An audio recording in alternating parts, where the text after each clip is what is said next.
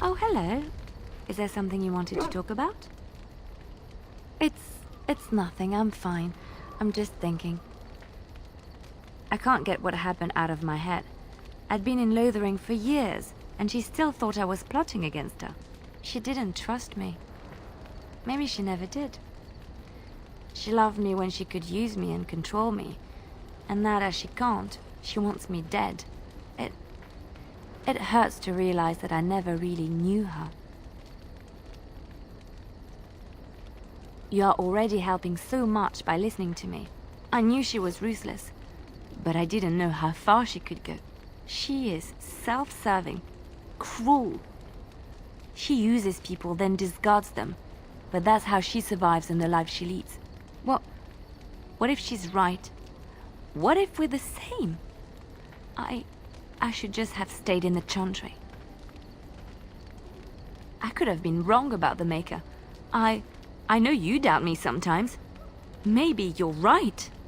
Maybe I just tell myself he's there to console myself, to know there's someone watching out for me, to know I'm not alone. But I was alone and desperate when I fled to Ferelden. I went to the only place I knew would take me. I forgot my life as a bard while I was in the cloister. I felt safe. I didn't have to watch my back all the time.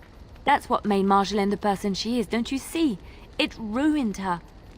It will ruin me too. It's already happened. When we killed her, I enjoyed it. Seeing her dead gave me satisfaction. But that is no reason to rejoice over her death. That is what she would do. I don't want that. What we're doing, what we've done, hunted men down, killed them. Part of me loves it. It invigorates me, and this scares me. I feel myself slipping. How can you be so sure? That is true. I can always trust you to show me things from a different perspective. I would like to be alone for now. I have many things to consider. Thank you for listening to me. Yes? Something you need?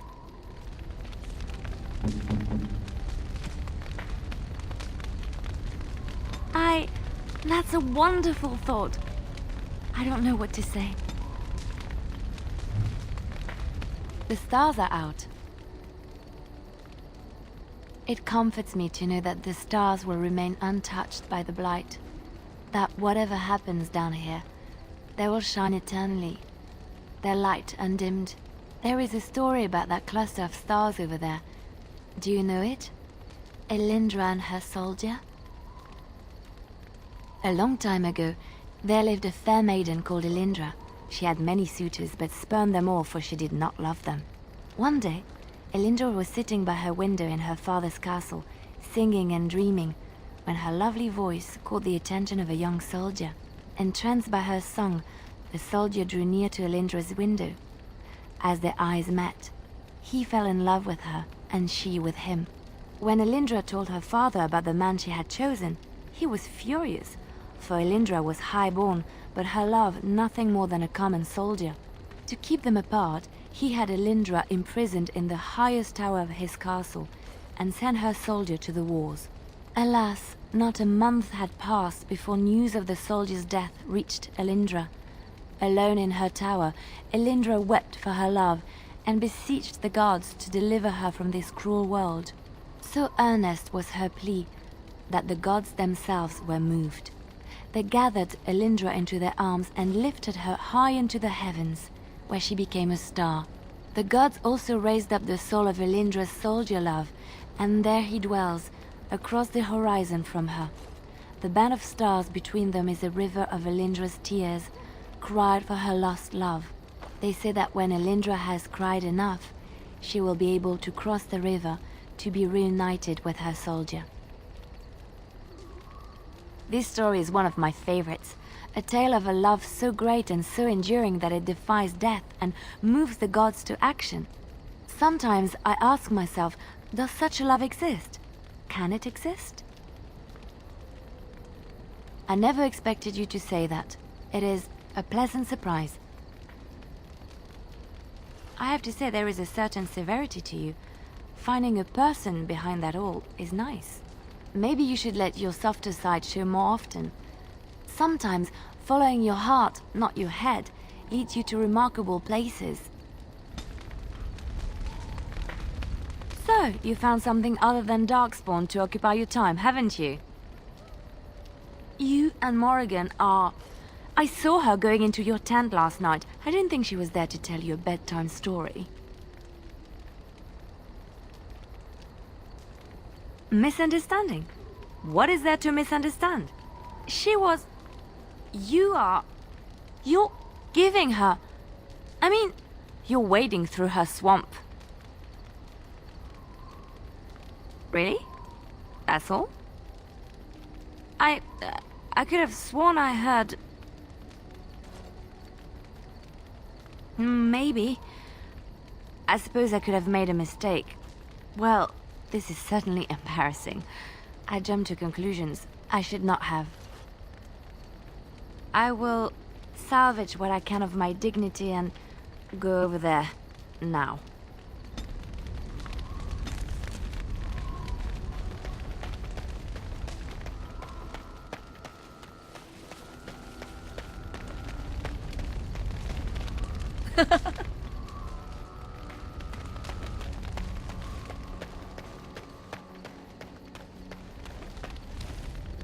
You called.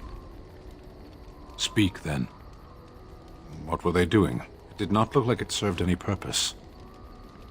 That word means nothing to me. They study. They learn their place in the world. What do your priests teach the Emekari if not how to be adults? Parents, are you speaking nonsense on purpose? If you insist on speaking, use real words. Tamasrans. But the Emekari are not theirs. They belong to the Kunari, not the priesthood. Yes. Can we move on? Very well. It obviously didn't work for you. You are a Grey Warden, yet you know little of your own order. You do not know yourself or what you are for. It was cruel of your people to leave you this way. The Tamasrans see that all Kunari know themselves. Because you cannot decide who they are. Decide then. Why do you hesitate? It is your task to fight the Archdemon, isn't it?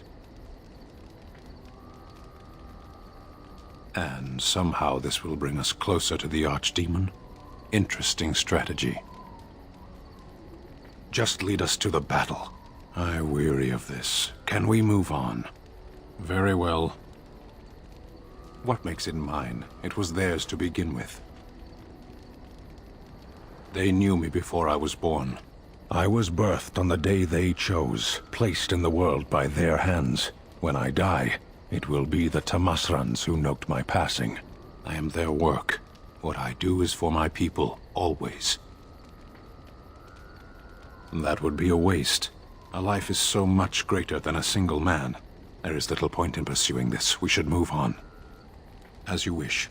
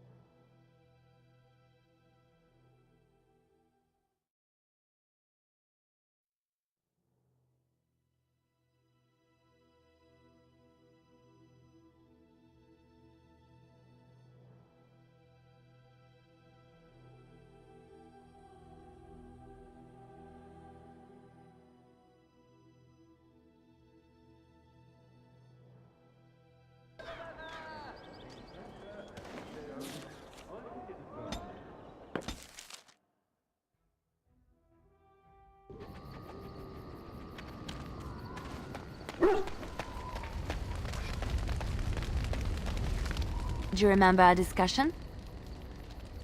I just wanted to tell you that I thought about what you told me, and you were right. Despite what Marjolaine says, I am not like her. I know that now. I've found peace in knowing the Maker, and nothing will change that. I followed you to make the world a better place, and as long as I keep that in mind, I will not fall. Sometimes it takes another to show us the truths we hide from ourselves. I'm glad I left Lothering in your company. You have proven a true friend, and I thank the Maker for you. I enjoy the nights at camp. The night always seems more peaceful to me, safer.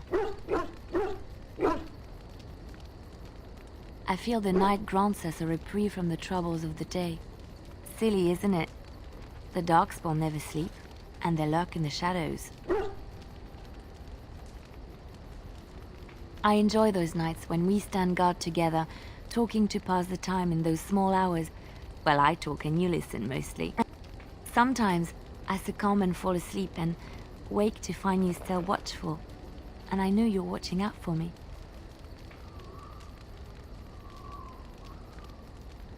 What I'm trying to say is that I trust you. I'm comfortable around you. I know you'll be there when I need you.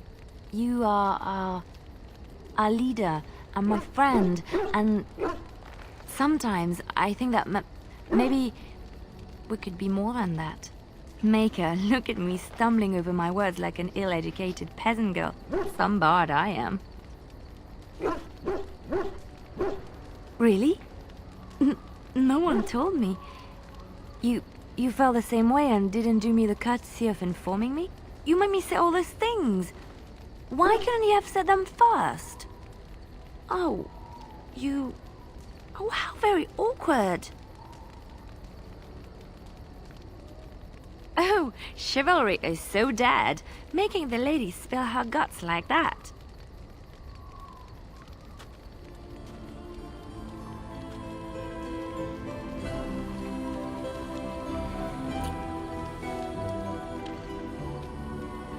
Well, that settles it then.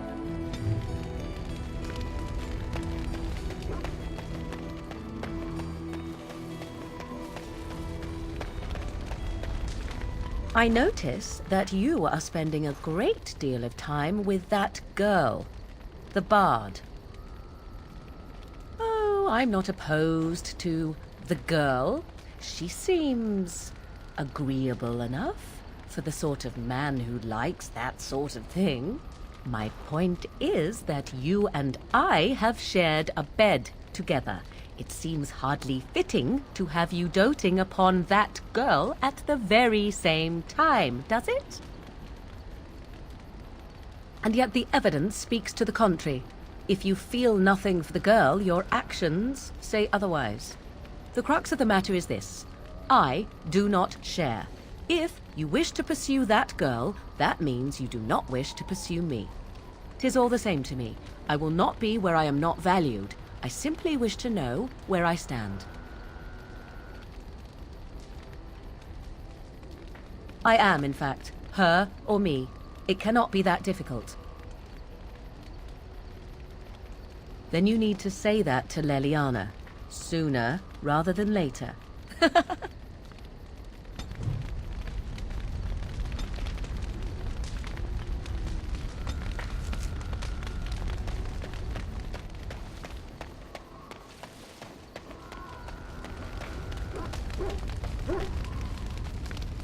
So, had important things to discuss with Morrigan last night? Again? Seems you had important discussions every night of the week. I'm surprised you haven't run out of conversation topics yet. Oh, I bet she is.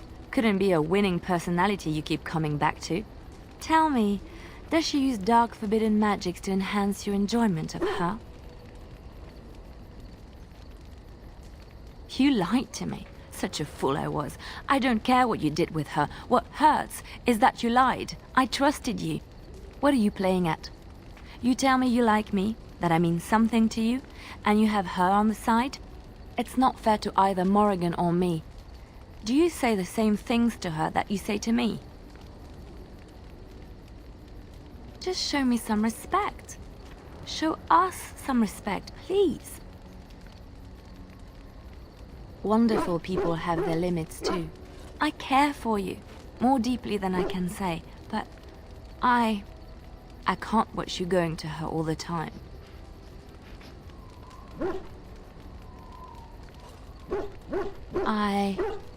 I see. That's your choice then. I understand. Excuse me. I have to be alone for a while.